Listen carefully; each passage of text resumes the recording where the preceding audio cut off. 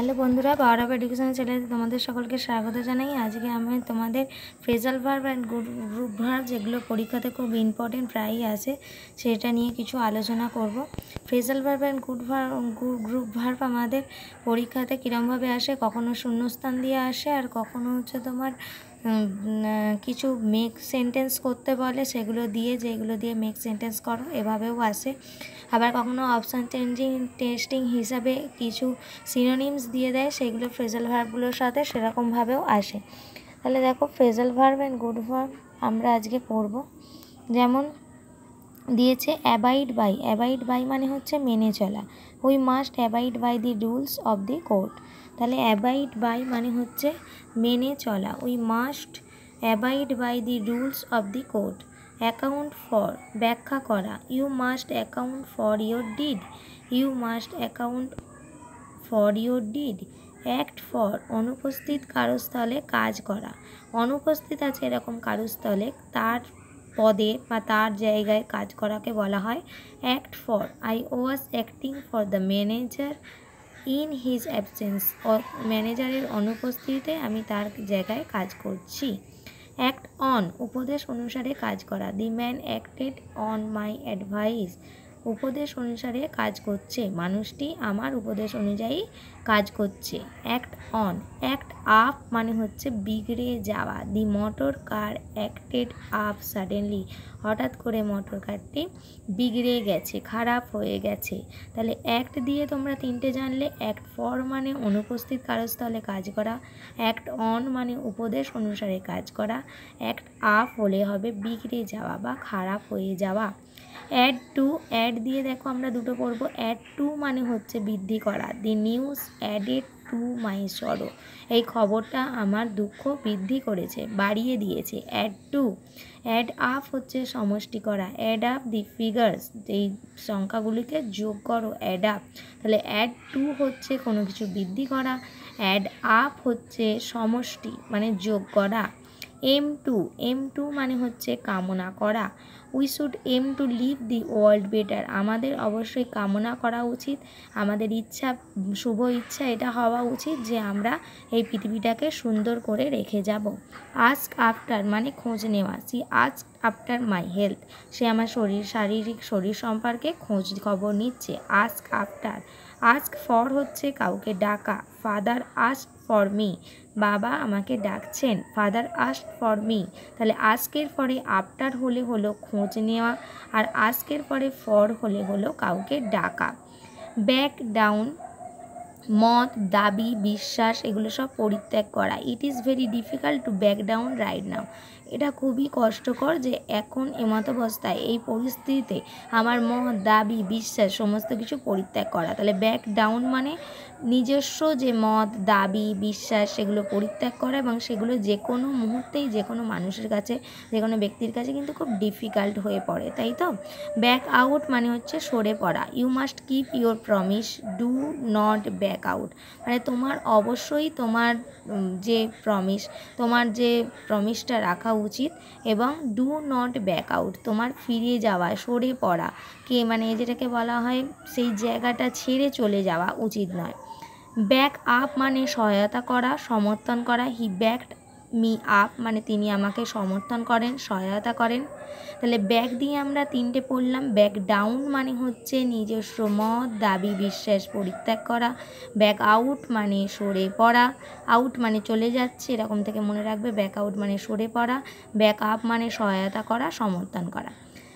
বেলি আউট। বেলি আউট মানে হচ্ছে জল ছেঁচে ফেলা। দি বোটসম্যান উইল বেলি হিজ বোট আউট। তার নৌকা নাবিক তার নৌকা থেকে জলটা ছেঁচে ফেলছে। বেলি আউট। ব্যাংক অন মানে নির্ভর করা। I banked on my father for money. আমি অর্থের জন্য বাবার ওপর নির্ভরশীল। Bank on. বাস ইন মানে চূর্ণ করা। The opponent burst in our office. আমাদের অফিসটা অপোনেন্ট বিরোধী দল কি করেছে, চূর্ণ করে দিয়েছে, মানে ভেঙে একদম গুঁড়িয়ে দিয়েছে, দেখে বলে বাস ইন। বাস অন অযত্নের সাথে কিছু চালিয়ে যাওয়া। I advice him to step away from painting. আমি তাকে পরামর্শ দিলাম যে তুমি পেন্টিং ছেড়ে দাও। ইয়েট হি বাস্ট অন, যেটা সে অযত্নের সাথে চালিয়ে যাচ্ছিলো, মানে সে পেন্টিং চালিয়ে যাচ্ছিলো কিন্তু তার প্রতি যত্ন নিচ্ছিল না, সেটা রেগুলারলি করছিল না, সেটাকে ঠিকঠাক করে করছিল না। তাই আমি কি বললাম, অ্যাডভাইস দিলাম যে তোমাকে আর পেন্টিং করতে হবে না। তাহলে বাস অন মানে হচ্ছে কোনো কিছু অযত্নের সাথে চালিয়ে যাওয়া, আর বাস ইন মানে হচ্ছে চূর্ণ করা। এরপরে বিয়ার দিয়ে আছে, বিয়ার দিয়ে আমরা দুটো পড়ব। বিয়ার আউট মানে হচ্ছে সমর্থন করা। My statement bears out the fact, আমার উক্তিগুলো এই যে ফ্যাক্ট, যে প্রধান ফ্যাক্ট, সেটাকে বিয়ার আউট করছে মানে সমর্থন করছে। বিয়ার উইথ মানে ধৈর্য ধরা, ধৈর্য ধরা। He can not bear with his wife, সে তার স্ত্রীর সাথে ধৈর্য ধরতে পারছে না। ক্যান নট আছে পারছে না, আর যদি he can beer with his wife হতো তাহলে তার স্ত্রীর সাথে সে ধৈর্য ধরতে পারছে। তাহলে বিয়ার আউট কথার মানে হচ্ছে সমর্থন করা, আর বিয়ার উইথ মানে হচ্ছে ধৈর্য ধরা। একটু যাদের একবার বললেই তো এগুলো মনে থাকবে না, আমি একটু বুঝিয়ে দিচ্ছি। যারা এখন আমার চ্যানেলটা সাবস্ক্রাইব করোনি, ইংলিশ থেকে শুরু করে বিভিন্ন সাবজেক্টের কম্পিটিটিভ এক্সামে যেগুলো দরকারি আমার চ্যানেলে বিভিন্ন ভিডিও করা আছে, তোমরা দেখো, ভিজিট করো। আশা করি তোমাদের খুব হেল্প হবে। এবং চ্যানেলটা যারা এখনও সাবস্ক্রাইব করোনি, সাবস্ক্রাইব করে নাও, লাইক করে আমাকে মোটিভেট করো ভিডিও করতে, এবং কমেন্ট করে জানিও কোন কোন টপিক্সের ওপরে, ইংলিশে বা অন্য কোনো সাবজেক্টে কোন কোন টপিক্সের ওপর ভিডিও করলে তোমরা আমার কাছ থেকে একটু হলেও উপকৃত হবে, এবং বন্ধুদের মধ্যে শেয়ার করো যাতে তারাও উপকৃত হয়। এবং তোমরা সবসময় আমার ভিডিওগুলো যখন অন করবে একটা খাতা পেন নিয়ে বসবে, যাতে যেগুলো যেগুলো তোমাদের অসুবিধে, যেগুলো যেগুলো তোমাদের ইম্পর্টেন্ট বলে মনে হয় বা জানো না বলে মনে হয় এখনও, সেগুলো নোট ডাউন করে নিতে পারো। কারণ নোট ডাউন না করে নিলে কিন্তু এখন দেখছো মনে থাকছে, পরে কিন্তু মনে থাকবে না।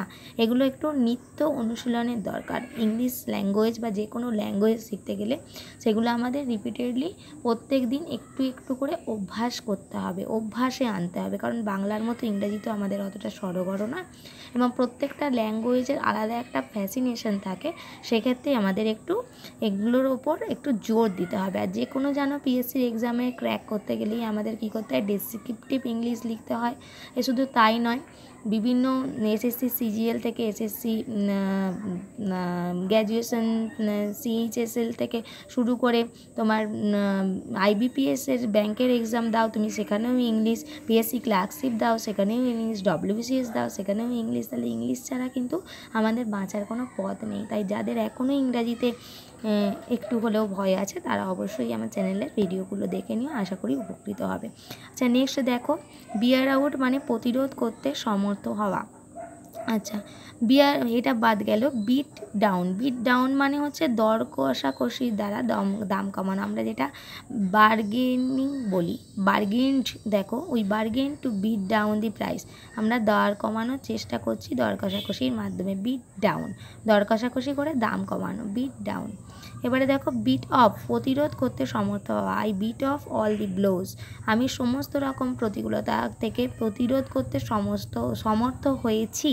Bit off, beat off, belong with, একই সাথে থাকা। This shoe belongs with that one, জুতোর সবসময় একটা পার্টি কী হয় আরেকটা পার্টির সাথে, আরেকটা এক জোড়া কী হয় আরেকটা জোড়ার সাথে সবসময় থাকে, তাই তো। তাহলে বিলংস উইথ একই সঙ্গে থাকে।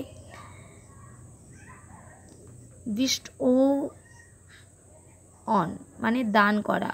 God bestowed a great deal on him, তাকে একটা খুব ভালো একটা ড্রিল তাকে দান করেছেন।